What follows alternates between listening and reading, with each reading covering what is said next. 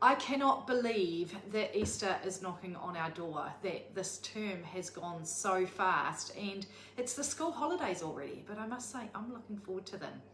I am making hot cross scones today. So I'm making them gluten-free because these are going to be for me, because often I miss out. But what I'm also going to talk you through is how to make them using non-gluten-free, so using normal ingredients.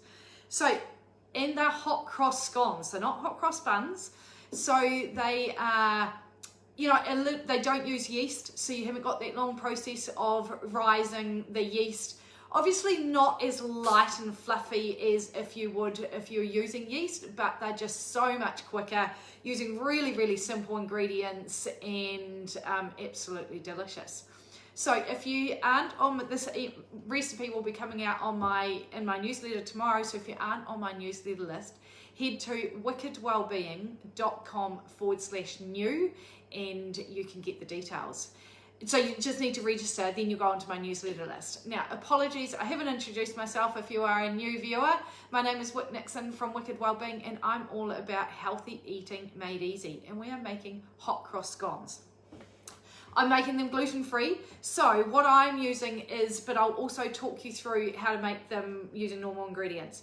So I am using Bakel's a baking mix, and that's what I really like for gluten-free. If you're just making the normal, just use a mix of just white flour and then wholemeal flour. And the other one that I'm using that's gluten-free is quinoa flour, just for a higher nutritional value.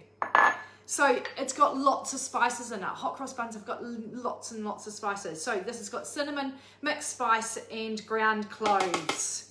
A little bit of coconut sugar, or you could use brown sugar to give it a bit of sweetness. It's got quite a bit of baking powder in it and some salt, so because we want them to rise up, high.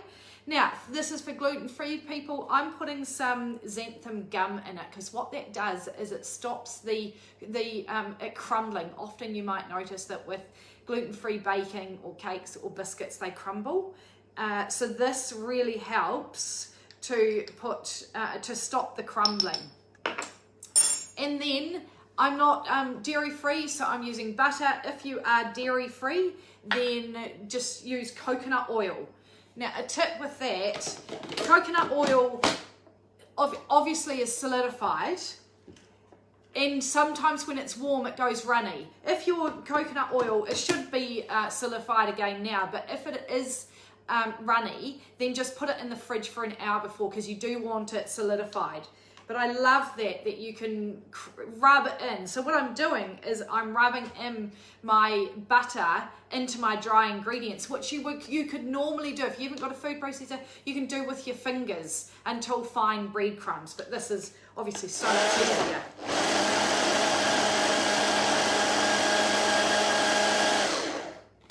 I'm just using my smaller food processor today because I'm actually making just a half batch.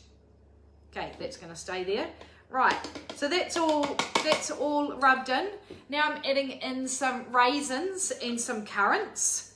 So you've got to have those. And then I have got a mix here of egg and milk. I'm using not because I'm dairy free, but I'm just I had this left over from our retreat a couple of weeks ago, and it's the Little Island calcium dairy free milk, and it's so yum. So I've whisked together a egg and some milk, and then I'm just using a knife to mix that together.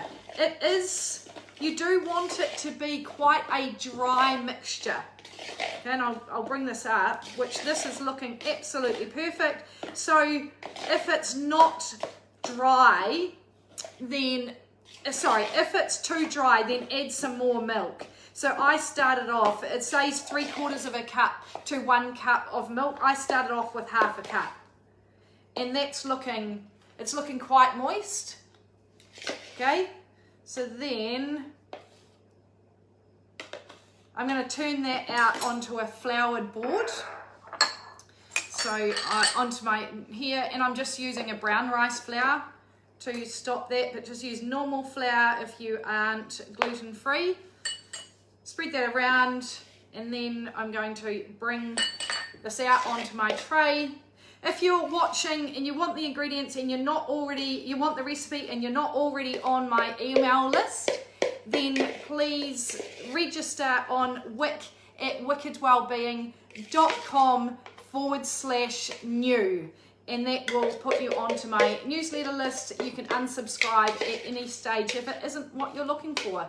But I just send out tips and recipes and notifications of any retreats that might be coming up.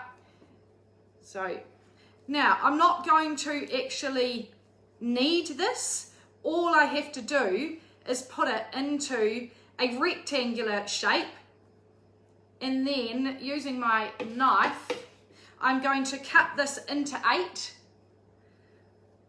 because it is quite you don't want it too wet but then not too dry either. So I'll cut that into 8, and then I'm going to transfer that onto my baking tray, which I've got lined with a baking dish, and then I cook the oven is heating at 200 degrees, and they take 15 to 20 minutes. I think that's correct off memory.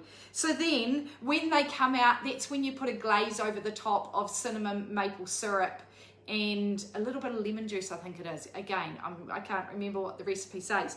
But as I say, if you are on my email list, you'll get this full recipe out in my newsletter tomorrow. And then if you're not already on my newsletter list and you would like this recipe, head to wickedwellbeing.com/new and register your details, and that will be sent to you tomorrow. So just a little Easter treat. I hope you have a fantastic Easter, and let me know, is this something, do you normally make hot cross buns, or is this something that you will give a go now that you can see that they are so easy? Hot cross scones instead of hot cross buns. Thank you so much for joining me, and take care, and I'll see you next time. Bye.